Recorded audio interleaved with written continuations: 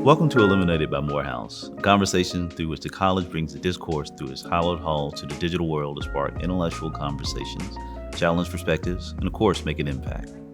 For this episode, we're bringing together leading professors who are driving the institution's artificial intelligence initiatives. Now, these experts provide their insights on how Morehouse is harnessing the power of AI to research, learning, and reshape and redefine educational opportunities. And as we prepare for this enlightening conversation on the convergence of AI, the Metaverse, and the future of higher education, please allow me to introduce myself. My name is Dedren Snead. I'm the founder and creator of SUBSUME, a technology studio that's dedicated to using gaming and artificial intelligence to tackle social inequalities and broaden educational opportunities for young people and underrepresented communities. I had the privilege to serve as a Ford Global Fellow in Gaming and Artificial Intelligence for Education and the Future of Workforce, and I'm also joined today by two incredible professors, Dr. Muhsinah Morris and Dr. Juana Mendenhall. Well, let introduce themselves at this time. Thank you for having me. I am Dr. Muhsinah Morris. I am the Director of Metaverse Programs here at Morehouse College. I am also a trained biomolecular chemist, so I have been a chemistry professor and an education professor as well. So I am Dr. Juana Mendenhall. I am currently the Vice Provost of Academic Innovation and Learning here at Morehouse College. I'm also the Walter E. Massey Professor of Physical Sciences. Thank you so much. So I know that does not cover all your amazing bona fides, but I appreciate this introduction. I'd love for you to give our audience an introduction to what is the Metaverse and how has the Metaversity that you built and designed been a staple of AI innovation? So when we think about the Metaverse, you should really just think about the next iteration of the web, embodying the web instead of looking at a web on a 2D screen. More think about it in terms of spatial computing, that I can embody the web. I can be around the web. I can come to life on those pages. And so we use extended reality as a way to enter into that particular space. For Morehouse College, we did that with virtual reality by making it the classroom for our students across disciplines. We started with chemistry, biology, history, and an English professor. So it was four of us that came together and decided to make virtual reality the classroom. And that meant that every lesson was taught using the MetaQuest 2 headsets. And everything that the students learned, they had presence, they had our experience and our expertise in a synchronous learning environment. And that was different than anything we had ever done at Morehouse. Now, the timeliness of something like this, particularly through the pandemic, how do you see this innovation being impactful for students and being able to provide this educational opportunity in such a critical time?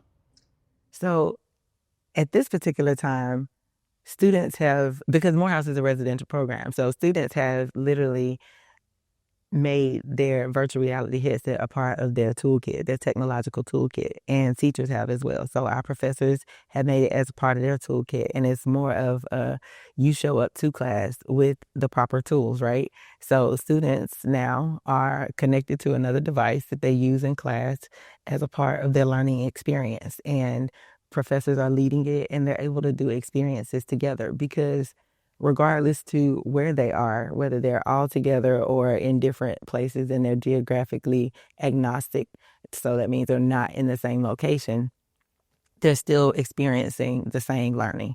And that's what's really powerful about it. So it enhances those 21st century skills that we want to see, like collaboration, critical thinking. They have to communicate, and they definitely have to be creative. Absolutely. Now, with the space of creativity and the way that we're looking at impact and use case for toolkits, we're talking about artificial intelligence. Now, as a leader in this field, how does that now bridge into utilizing artificial intelligence in the classroom? It happened really organically. So our students always had the opportunity to play back their virtual reality classroom experiences. And interestingly enough, I would always have a second avatar in that particular space. People called him my doppelganger or a second Dr. Mom or whatever. But I always had me a pseudo avatar teaching assistant in the space, and I just could not wait for it to be AI powered. And now we actually have that. So it was an organic kind of coming up to this particular experience where now our students can not only play back their lessons, but they can have cultivated lessons that their students can retrieve information directly from the resources that the professor puts out there. And then the questions that they ask to the AI teaching assistant can go through those resources first, like a RAG, right? Go through those resources first, and then go through OpenAI's LLM, because that's what it's sitting on top of at this particular time.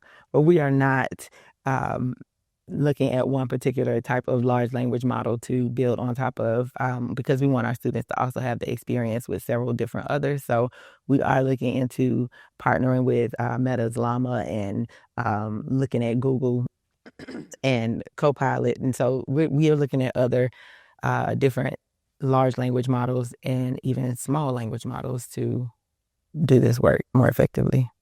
And thank you so very much, Dr. Mendenhall, for your expertise and being a part of us here. So with that, I'd love to get a little bit more of the insight for your on-site lab and the expertise that you're building for your students and for our community here. In my laboratory, which is a smart biomaterials lab, what we do is we essentially make plastics. We make plastics for the body.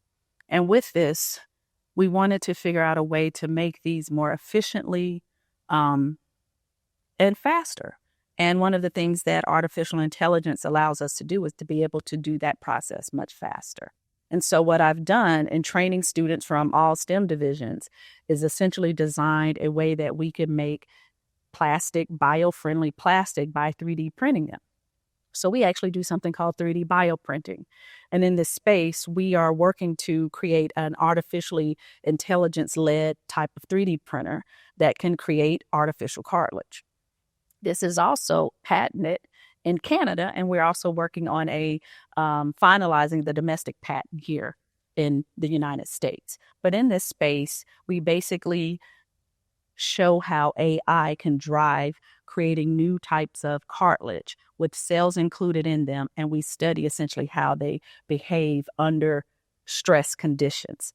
And the reason we do that is because we're mimicking what happens under disease states. So say someone in your family has a bad knee or they have osteoarthritis. What our work does is that thanks to artificial intelligence, it allows us to increase the productivity. So in the space of biomaterials and polymer research, where did you see the opportunity that closed the gap using artificial intelligence? Well, one reason, the way we actually really take advantage of AI is the autonomy of it. So it allows us to not have to manually do things slowly, gram by gram, weight by weight. We use AI to essentially speed up the process and also determine where the gaps are. So AIs come in and improve the mechanical process, making it way more efficient, doing it this way by essentially say we want to figure out the mass that we need of polymers or monomers, what we actually call it, the starting material to actually start the reaction. AI allows us to differentiate that and determine that much faster, and then also speed up the amount of the product we can print. Next, we go to basically being able to create an autonomous way to do this. So how this works is that we can tell the robot from our phone, essentially, now we want you to 3D print this particular meniscus, something from your knee, remotely, and it will do it layer by layer and print cells in it layer by layer. And then we take it after it's done, and we're at home telling it to do this, right? And then if we go in and we study essentially what happens after we treat it just like a human body part, and we can determine how much of the biological material was produced from our robotic produced implant. Now, how do you project something as innovative as your lab and your research here now being able to impact the greater community from a medical or from just our way of life? It's going to be huge. It's just the process to get there. The pandemic slowed us down tremendously. So we're still, galvanizing ourselves back up to that. But when we actually get past the clinical trial phases, it will change the world. Essentially, the claim to this is that we will be able to regenerate cartilage, which has never been done before. And thanks to AI, it's speeding that process up much faster. So we can do things again more efficiently, remotely, and also be able to catch any errors very quickly to improve the final product. Thank you, Dr. Mendenhall. Having yourself as well as this lab as part of an endowed service here at Morehouse is absolutely a privilege. Do you see the opportunity for yourself in the space of research at HBCUs to be able to be empowered by artificial intelligence? Absolutely. AI is going to be an asset to the things that we do. And one of the things I'm working on as Vice Provost of Academic Innovation is to ensure that students and faculty can see the benefit from this work and how it can really improve critical thinking, but we have to be very strategic about how we set things up in this space to do that. But it allows for our students to engage at a deeper level than we've been able to do it before. But the goal is to essentially train and expose and engage everyone collectively so we can provide at least the positive side effects or the outcomes from AI. So we will change the world. But at an HBCU, we cannot delay. We can't wait 5 years to make this known or to really step into this space. The time is now. So one of the things, the charge that I'm really working towards is to make sure that we stay on the curve. We're not behind the curve. We stay on the curve to make sure that we're at the table making these different transformations and that we do this as a liberal arts HBCU. I think one of the things that you said, Juana, that was really important was that the time is now, right? We can't delay. And so part of what has happened, even with our Metaversity project, with the launching of the AI teaching assistants and all of the other programming that we've done, has been, it's moving as fast as tech, which is something that has not really happened in higher education. That's not something that is typical. But in order for our students to remain at the cusp of innovation, like right at the precipice, in the lead, because they are ahead of any other school in having offered these type of courses, offered this type of education, being open to these type of educational experiences on the cutting edge. It has allowed our students and afforded our students the ability to say that they're not behind the curve. And that's really important because as things continue, this technology is going to change. And just because our students are digital natives does not necessarily mean that they're digitally fluent or literate in how to use these technologies. And that's where we come in with our expertise, with our knowledge, with our wisdom, with knowing how far to push and how far to go, the right type of partnerships and what tables we need to be at. Because if we are going to say that we basically design the future, because we do, based on everything that we know that our students define the culture. And so if they define the culture, they should design the future. And so we've got to give them an opportunity to do that and do that well in a culturally responsive way, in a way that is appropriate, in a way that shows their genius and innovation and all of their gifts. And so when we talk about initiatives and things that need to happen for our HBCUs, for our students here at Morehouse to remain at the forefront, it has to happen now. And we have to see that there is an investment that we must make in making sure that our students are all technologically adept. And I want to add to that. Then the other thing is preparing them now for the workforce.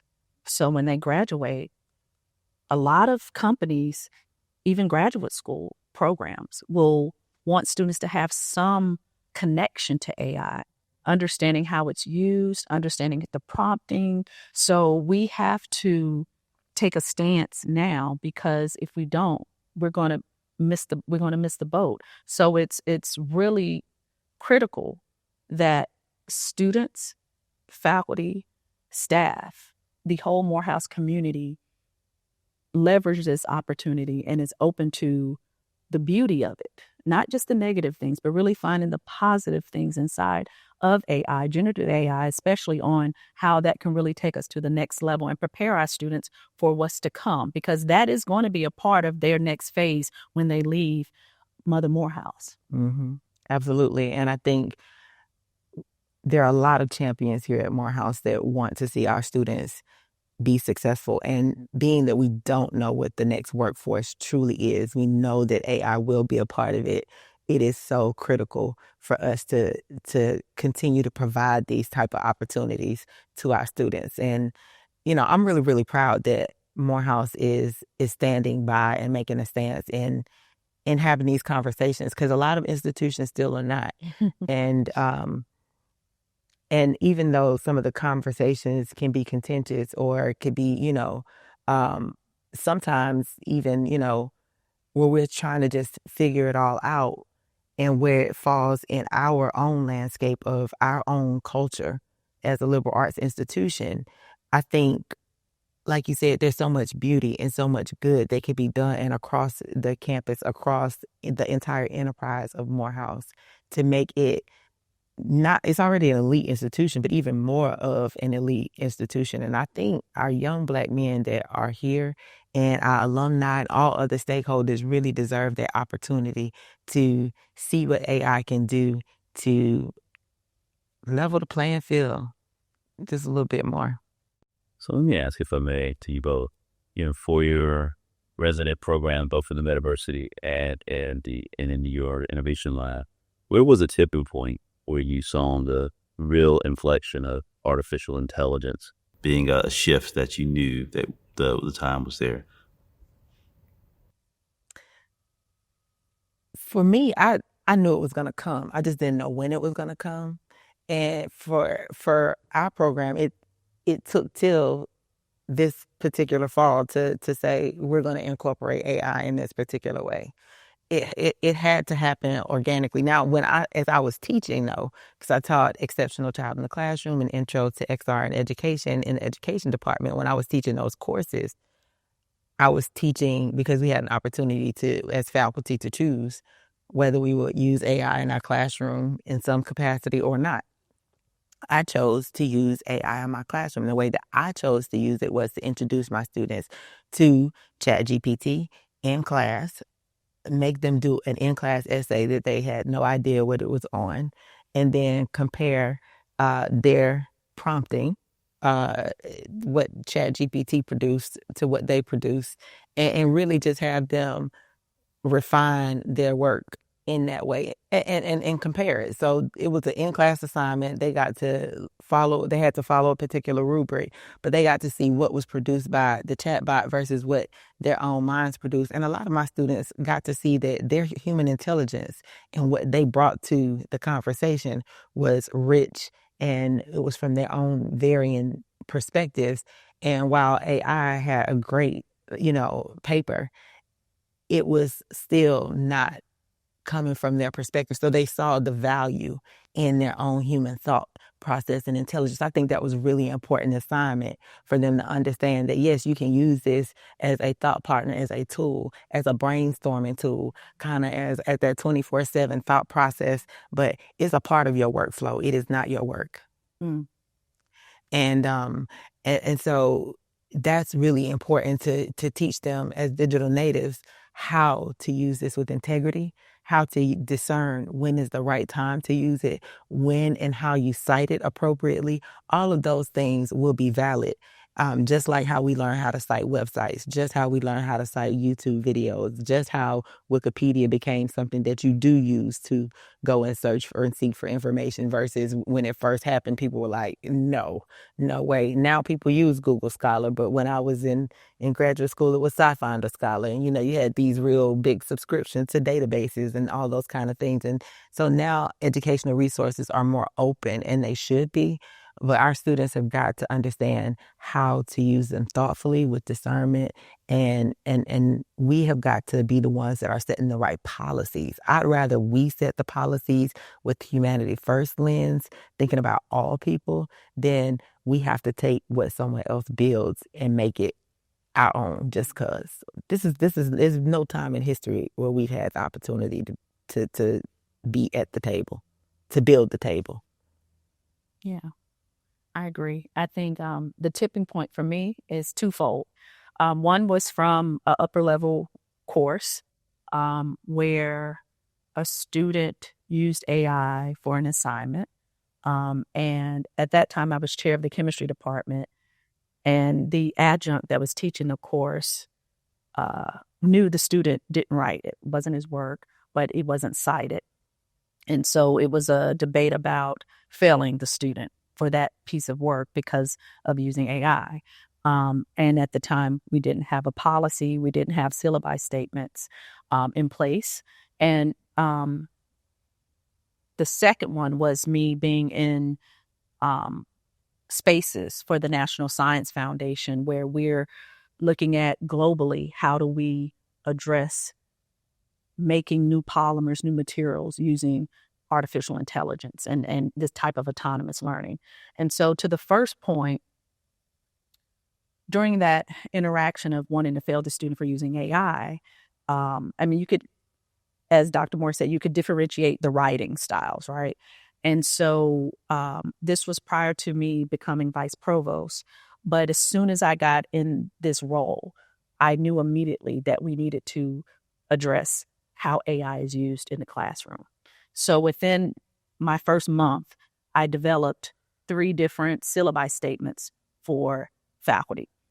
And these syllabi statements were 3-tier to support either a professor such as Dr. Morris, who wants to heavily supports AI usage in the classroom, or a professor that's kind of maybe open to it, middle of the road, and then to a professor that may not be open to it. But they had the ability to select which one was the best fit for their course. So that was one way, in my opinion, to at least mitigate how students use AI in courses and giving the professors the leeway to decide how do they want it used in their course. Now, there's still other things we have to do in preparation for executing it properly. And that's what I'm currently working on now, is establishing the first AI policy for Morehouse College. So hopefully we'll have this completed by the end of the year, and it will be approved for sometime next year. So we'll officially have an AI policy for the college to support how we are compliant with AI, how it's integrated into curriculum, how ethics and equity and inclusion is used with AI, and also how we use it as far as faculty governance and looking at data from that perspective. And so given those things, I think hopefully, again, being a small premier liberal arts college, this will allow us to take a stance on where we are with AI. We're not running from it, but we know it's here and how we're going to move forward at this place that we are now. And the second piece of this is me working with National Science Foundation, leading a workshop on incorporating AI into the research lab. What does that look like? And how do we have to maintain this with integrity, with regulation, to be able to make sure that if we're producing these materials with AI, we know exactly essentially what we want or where the gaps are. And so those two things together really kind of like shook me, because I'm like, wow, times are changing.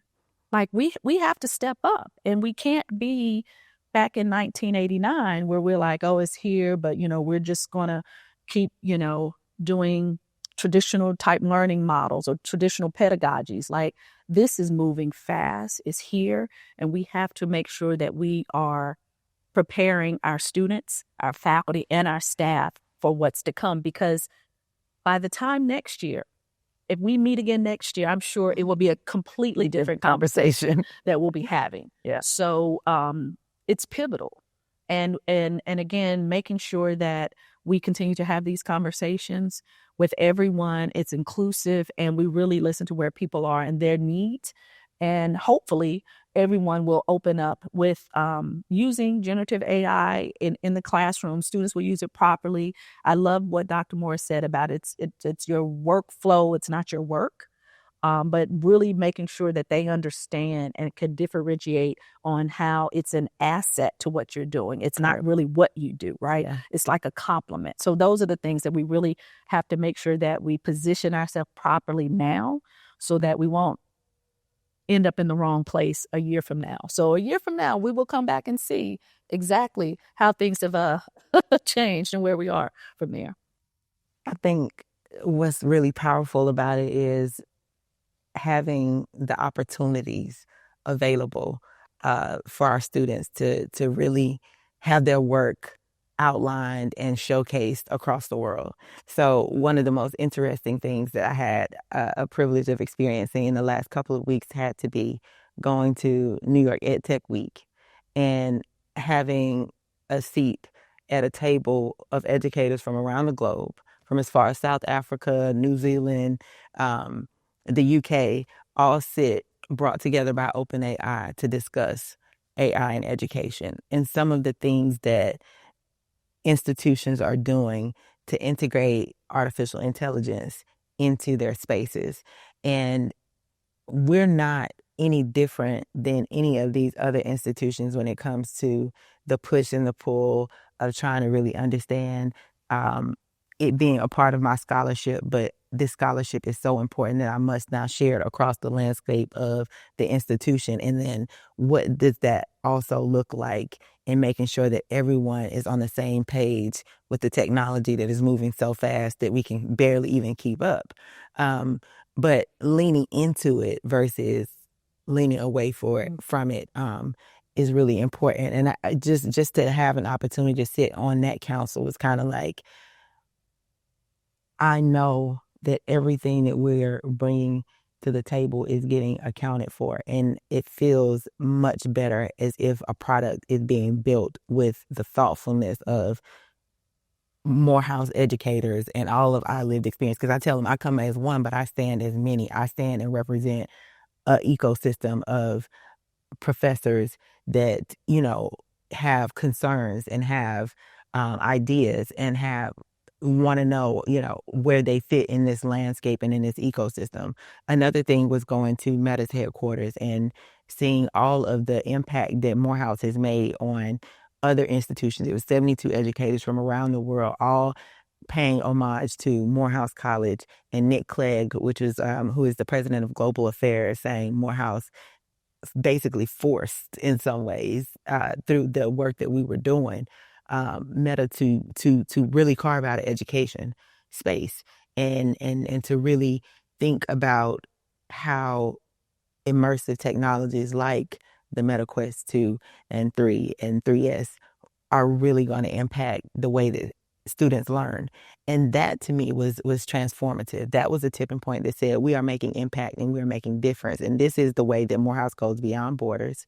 This is the way that we broaden our participation. This is the way that we all come together. And it all started with me just opening up the door and saying, hey, we collaborate with us, join us, just be with us in this space, journey with us. And from that, all of these other institutions are following the Morehouse blueprint. There's over 120 metaversities that exist now that have created digital twins or some kind of twin in order to educate their students in the higher education landscape. And that's across the globe. And that is a powerful statement for us as Morehouse College, but it's Morehouse. So it's expected, but it's also wonderful to know that our young men have made that much of a difference. So what's exciting about this is that Morehouse not only is leading the way in example, but through a lot of the victories and expertise that we're seeing being innovated and built here now. So I'd love to have an opportunity just to hear, when using artificial intelligence, along with your expertise, along with our brilliant student body, what are some of the wins that you're seeing that are very intentional and actionable in our work today? Okay, so in our Metaversity work, we won several awards for the things that our students have produced. We've been named Unconventional Innovator of the Year for T-Mobile, and that was in 2022. In 2023, I think we were Ed Scoops, Innovation Technology Institution of the Year for the Metaversity. This year, I've won some awards for Trailblazer of the Year for the work here, and Woman in Technology Woman of the Year for outreach that I've done in this space. But it's not really the awards that make the statement that we are doing great things. For me, it's the impact to the students, to hear them say, wow, like this is so amazing, or this experience is something that I am glad that I'm at Morehouse and I can experience this, right? This is cutting edge. This is beyond what I thought I would be able to experience. And I'm learning something new and different that I otherwise would not have been able to. Those are the moments that make me say, okay, we're doing something right. Getting the attention of tech companies means that I can sit them down and have a purposeful partnership with them and make sure that they stay a little while and help develop a talent pipeline so that we can provide opportunities for our students, for our faculty, fellowships, those kind of things, opportunities to create. That is my goal, is to make sure that we upskill and uplevel everybody that is on this campus and in this community, and making sure that they have an opportunity to show their creative geniuses. And I think for me, I'm really big on influence and impact. So if I can teach one young man at Morehouse how to critically think through a process and solve a problem, that's my reward. So by introducing him to making a polymer, introducing him how to 3D print several different things, or write code for a new type of CAD file or a G code for a new device we want to create. I think that's really the reward I look for. Sure, I can get funding from, somebody for $500K or something like that, which is great because it keeps the work going. It sustains the project. But for me, the overall impact is to know that I've taught a young man who may have never had a chance to work in a research lab at a Georgia Tech, at a Cornell. And I've been at these places where a lot of the people that are not the majority won't even have an opportunity to go into a research lab and learn. So by me allowing them the space to learn, grow, and really challenge them and teach them how to solve scientific problems, that is the biggest reward ever for me. And one of the key things we're working on now with the student that is dual degree is, again, we're developing an autonomous chemistry analyzing system. So we're using robotic arms. We're creating. He's 3D printing a valve that will fabricate with a national lab later, due to some funding. But he's actually the vision behind creating this new device that will drive a way that isotopes are produced remotely. This is a global challenge that we're solving because medical isotopes are rare now, especially with the wars that's going on the other side of the world. So we don't have the capacity to use certain international resources anymore. So one of the things that here right now, present day, I have students in my lab that are working to solve a world problem. That is the biggest reward for me, being able to teach a young man how to present his research, his science succinctly. Tomorrow, I have 3 undergraduates presenting at a conference here in Atlanta where they're talking about a lot of things that they've done in the lab using AI and chemistry. And again, AI goes across the board. So whether you're in chemistry, you're in mathematics, you're in computer science, you're in English or business, all of this matters, right? And so having that impact on sharing my gift with others, that's how I sleep well at night, by knowing that I have been able to influence someone's life. So when they come back to another homecoming and they say, Dr. Mendenhall, I know exactly why you did that. I didn't get it at the time. I didn't understand what was happening at that time. But now I know what you were doing for me, but I wasn't ready for it. Or when the parent calls and says, and you think you're in trouble, but the parent calls and says, thank you. Thank you for calling on my son in that class. Now he is an MD because he learned how to just have more confidence in articulating anything he wanted to say because you gave him that opportunity in the classroom or in the research lab. That is the biggest reward. I mean, that's what it's about here. And that's the beauty of Morehouse.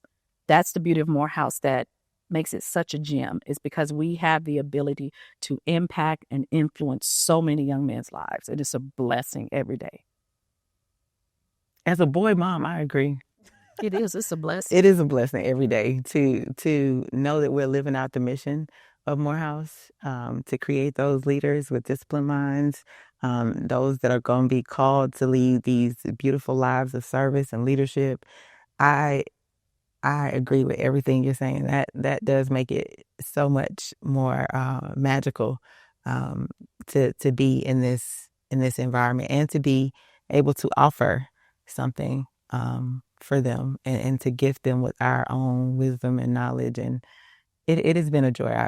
Being Dr. Mom here, Molder Minds, that's really a term of endearment, because that means that they find what I do as nurturing and positive. And so I think in a lot of ways, the young men here grow me up. They teach you. And the biggest gift is being a student again, and learning from your students. I'd like to thank you, Dr. Morris, as you as well, Dr. Mendenhall, for your time and attention today. And that's all for us for Illuminated with Morehouse. We'd love to have you watch our past episodes for Illuminated on Morehouse College through our YouTube channel. And please be sure to follow Morehouse College on YouTube, Facebook, Instagram, LinkedIn, and X to stay up to date on daily news and happenings within the college. And please stay tuned for the next episode of Illuminated by Morehouse. And thank you for watching.